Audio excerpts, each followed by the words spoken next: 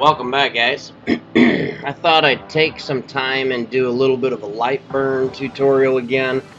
This time I'm going to focus in on a couple of key features that really make Lightburn powerful and can take your art to the next level.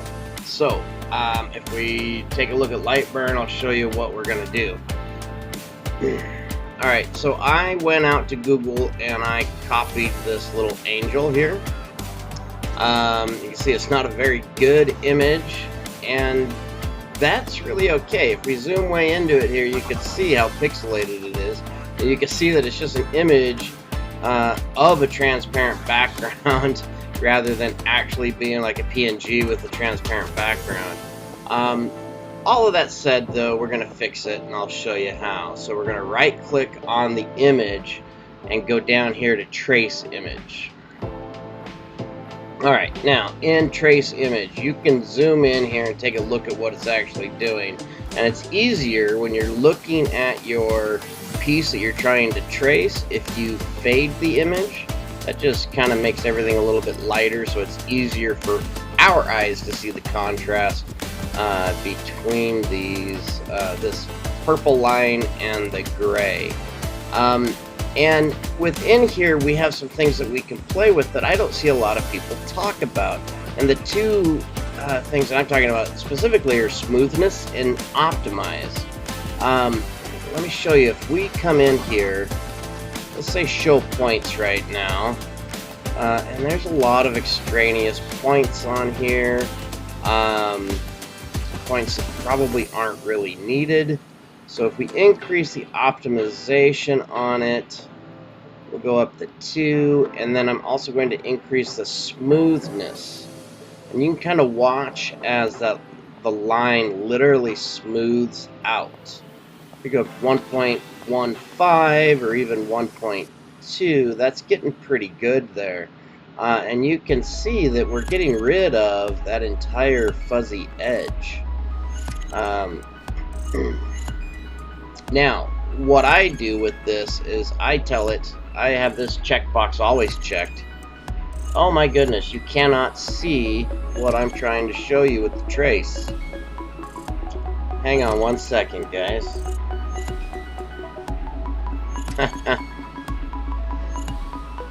Go back into that.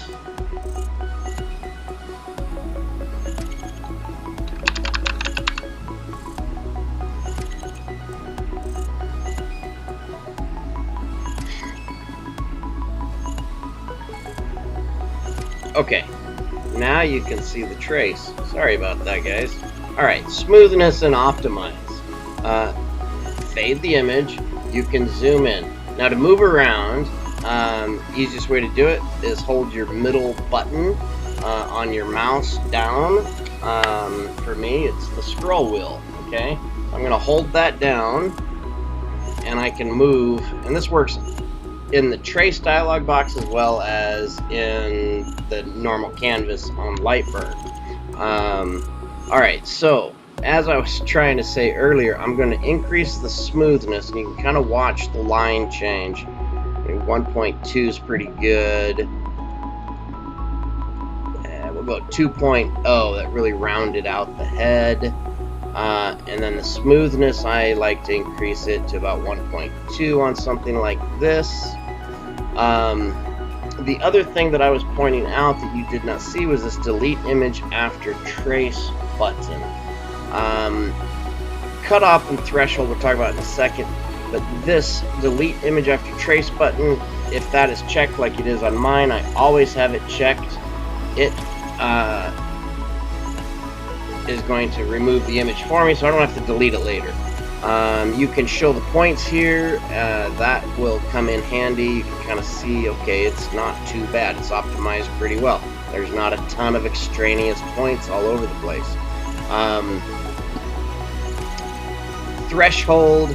This is going to determine how much of the gray and white you would like to gather. I keep it at its default for most things, which is like 125 or so. cutoff can do some weird things too. This determines what color. Hey Ben. What color to cut off at. 0 being black.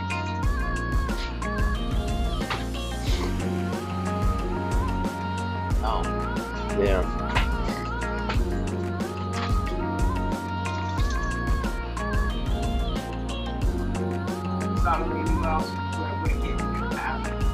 Yeah, I gotta reorganize some stuff. Alright, anyways. Okay, so when we say okay on this, and it goes away, you can see that we're left with a very nice, clean image, no fuzzy border, none of that stuff that was showing before.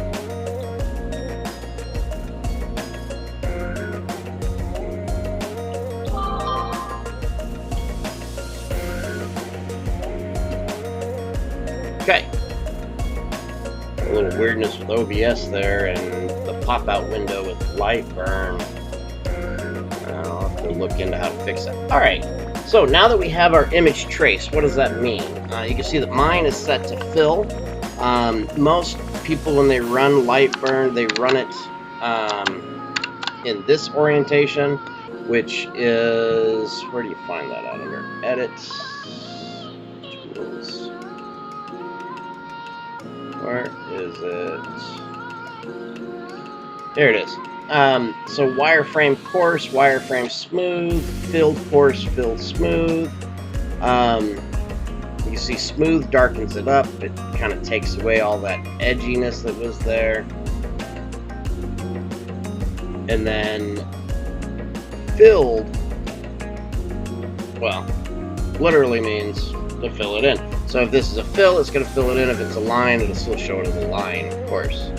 I like it like this because it makes it real obvious. I don't have to keep going back and forth into here to see what's filled and what isn't. I don't have to do any of that. I can just look at it. Now, I would like to edit the nodes on this because this is artwork I literally took off the internet. I don't know who created it. I don't want to step on anyone's toes. So how do we do that? How do we edit this now that we have it traced in lightburn? First thing you need to do is ungroup it, which you can do with this single person icon here. So you hit ungroup. Now, when you select this and then you go into your node editing here, okay, now we can see all the nodes. So these nodes, we've got some shortcuts that we can use to make this work better. Let's say we wanted this one to be a straight line rather than a smooth line. We can hit L on top of that node, and it turns that into a straight line. Now that went that way, and you're saying, well, wait a minute, I wanted this line to be straight. Well, that's fine, we can do that too, but this one has to be straight in order for that corner to be straight. Let's say that we didn't want this one to be like that, so we want to go ahead and smooth it back out.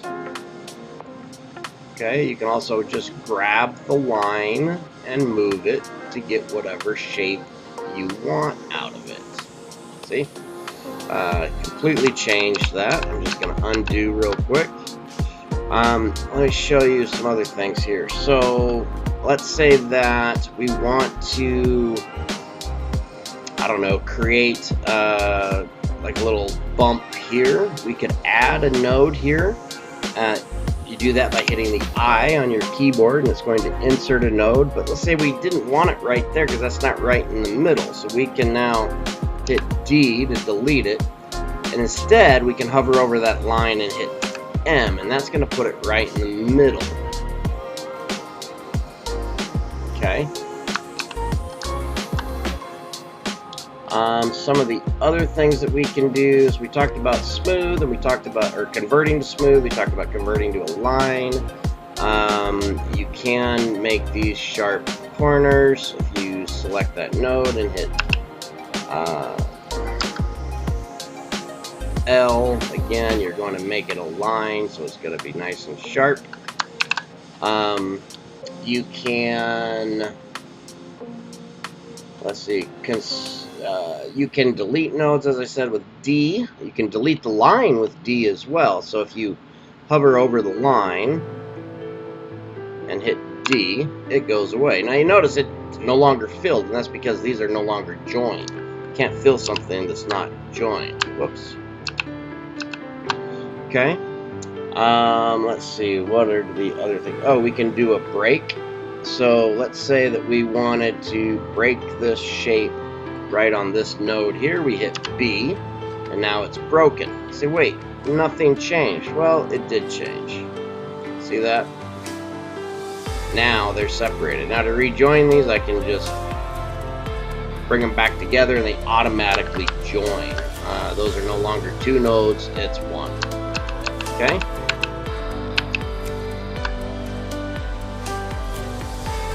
What else can we do? There's trim line and extend line. Never really used those. I don't think they're going to do anything on this model or this image. Yeah, they're not going to do much in here. Those are, well, it says trim line is for when you're hovering over a line, trim line under the mouse at next intersection. I'm not really seeing it do that, so I don't know. I'm not sure what that does.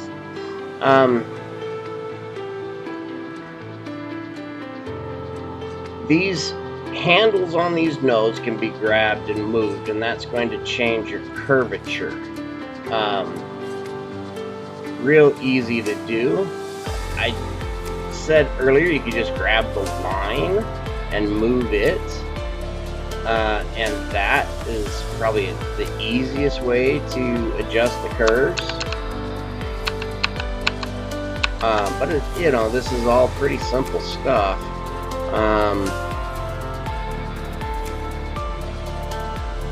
What else can we show you about that? Let's do maybe something a little more complicated of a trace, something a little bit more detail.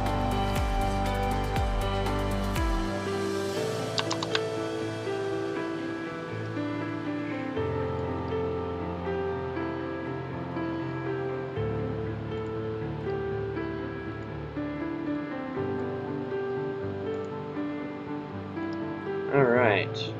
Traces. This may not come out well because it's so pixelated. Yeah, it's not gonna. Let's cancel that. Let me grab something else that's bigger.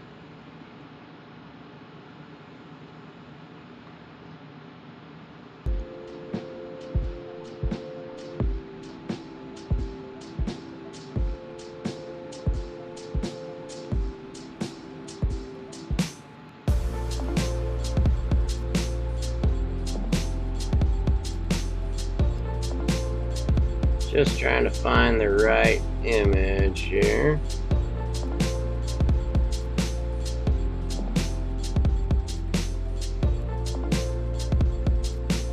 Oh, that might be a good one there. Let's see if I can grab that.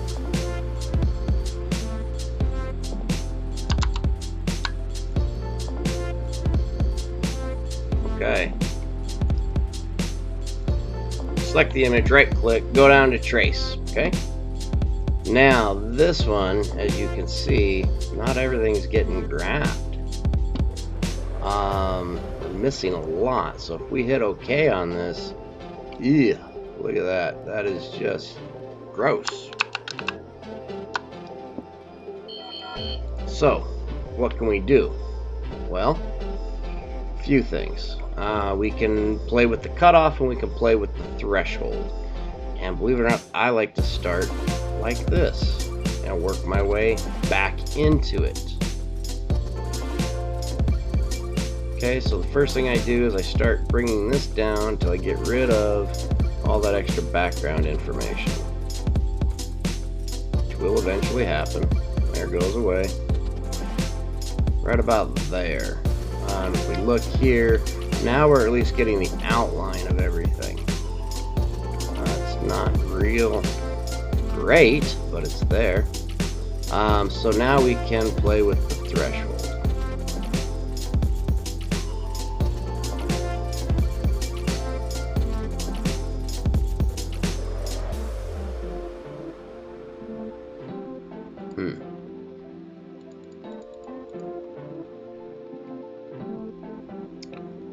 let's do this. Let's bring that back up. We'll bring the threshold down until we kind of get what we're looking for.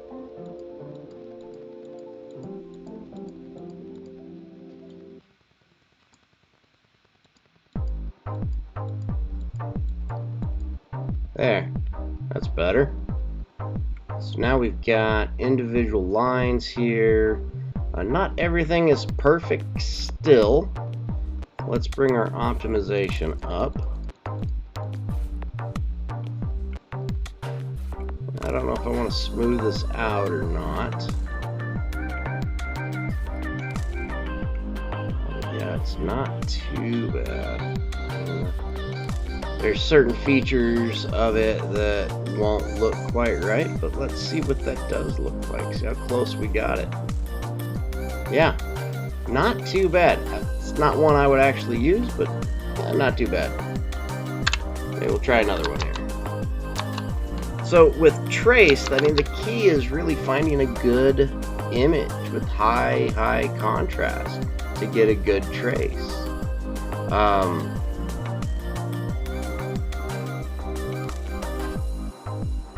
Here, let's try this one. Let's see what we get off this one.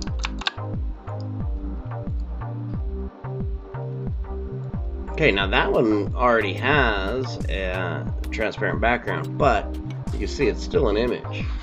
We don't want it to be an image, so we hit trace on it. Okay, we're gonna fade that. Oh, okay. And take a look at it. Now, the defaults on this one did a pretty fine, good job. I mean, you lose a bit of fidelity, and what I mean is if you look in these corners, they're rounded, they're not straight. If you really wanted to nitpick, you could go in and fix that after the fact. I don't think on something like this it would be necessary, but that looks pretty good there. I'm not, well, we can increase the smoothness a little bit.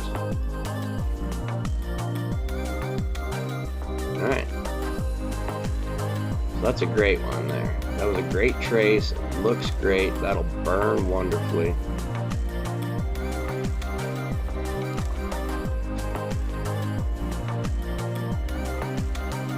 But pretty simple stuff. Nothing too difficult here. I just realized I went into that trace again, and not sure if you could actually see it. Let me go back. Oop.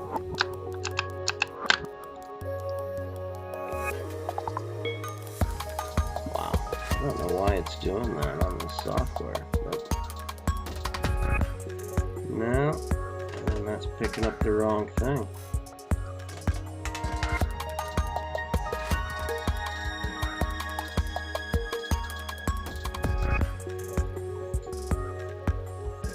Yeah. Interesting. I'm gonna have to find a way to show that trace better, because this is not doing it. It's showing the whole window again.